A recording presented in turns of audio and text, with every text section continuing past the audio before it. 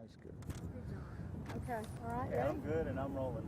Okay, I've asked everybody to do kind of a roll call where I'm going to ask you to give your name and year, but you get to give not only your name and class of, but also what high school you went to. Okay? All right, roll call. Okay, Bobby Williams, class of '53, and I'm from Missouri City High School. Missouri City? The Mustangs.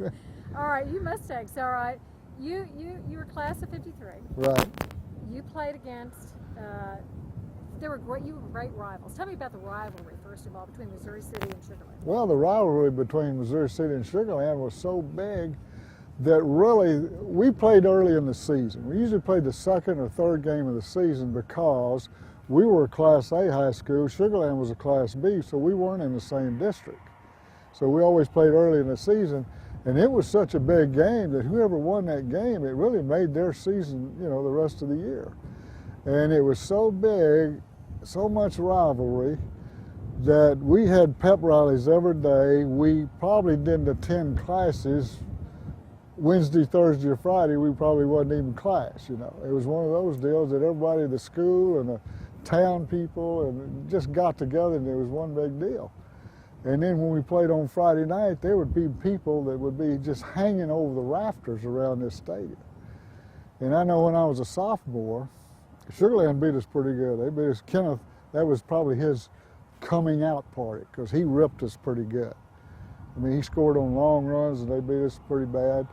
And score that game? And we played at Missouri City, and we only had stands on one side of the field. So for the next 2 years, my junior year and senior year, we played here in Sugar Land because they were the only ones that could hold all the people, all the people in the stands. And so it was one of those type deals. Now, we saw everybody at the Palms Theater on Friday night or Saturday night or whenever. We were always great friends off the field, except that one Friday night for about 3 hours. I mean, we were total enemies. Knock the heck out of each other. Oh yeah, it was amazing. It was a great deal, and we were all close. We really were, but we were competitors. Even though you were at different schools, you knew each other, you hung out Right. with each other. We knew each other, and like I said, we were great friends off the field, and up until that 1 week, it was just a matter of get after people, and try to win. When Ken had his coming out years, as you mentioned, what had this area seen anything like that? No. No, I can honestly say I was a sophomore. Kenneth was a year behind me. He was a freshman. And like I said, we played Oak Missouri City. But from then on, he just started, and he started upward. Everything was, and it was just a tremendous feeling around this area. And then, of course, the next year when he was a sophomore and I was a junior, we played right here on this field, and we tied 12-12. I mean, it was one great contest. I mean, it was some football game. Everybody stepped up. Everybody stepped up. And then, of course, my senior year, we had a real good football team, and we won 12-0. So the only blemish on the Sugar Land record is Missouri City, those 2 years, 51 and 52 season.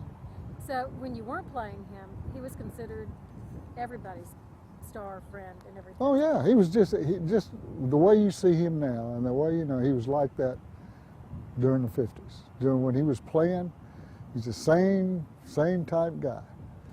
In other words, all this has never gone to his head, or he's always been a very cordial, fun-loving guy, and he hasn't changed. Now you were trying to make touchdowns from the opposing team. Right. What was it like playing against him? Did you play both ways? Yes, we played both ways back in those. Oh, back in those days, when playing against Kim, we knew who we had to stop, okay? And we tried to stop Kenneth before he got going. In other words, try to get penetration into the backfield, which we did those 2 years, and we stopped him before he could get past the line of scrimmage, or he could get up steam to go wide or whatever, because he's a big, strong back. I guess when he was a senior in high school, when he was in high school in those days, he weighed 2'5", 195 to 2'5", And the rest of us were, of course, not that big. Because that was unusual for somebody to be that big back then. Oh yes. He was a tremendous athlete. I mean, he run the football, he punted the football, he threw the football, he kicked extra points, field goals, whatever it was. So. And then in the spring, we competed against track and track meets. All around this area was the track meets we'd go to. It was always Sugar Land, Missouri City. You know, I can remember going to all these track meets. I could run pretty good. And of course, Kenneth ran real well.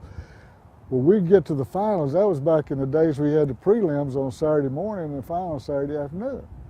Well, in the finals, Kenneth and I'd line up side by side for the finals and say in the 100-yard dash. Of course, I never beat him.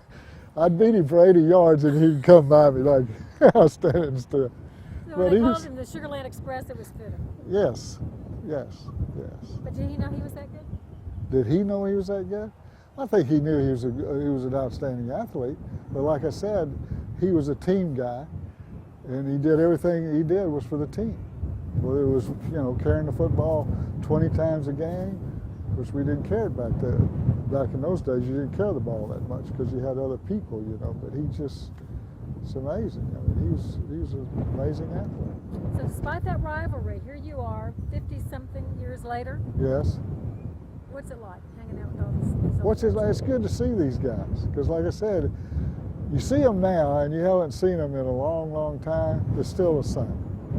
I mean, nothing's changed really as far as the camaraderie, getting together, shooting the bull, you know, this type of thing. Nothing has changed. I mean, they're the same guys then as they are now. Does So field bring back a lot of memories? Yes, it does. It sure does. Any in particular? Oh yeah, the night we beat them here, 12-0. That's a great memory. It really is.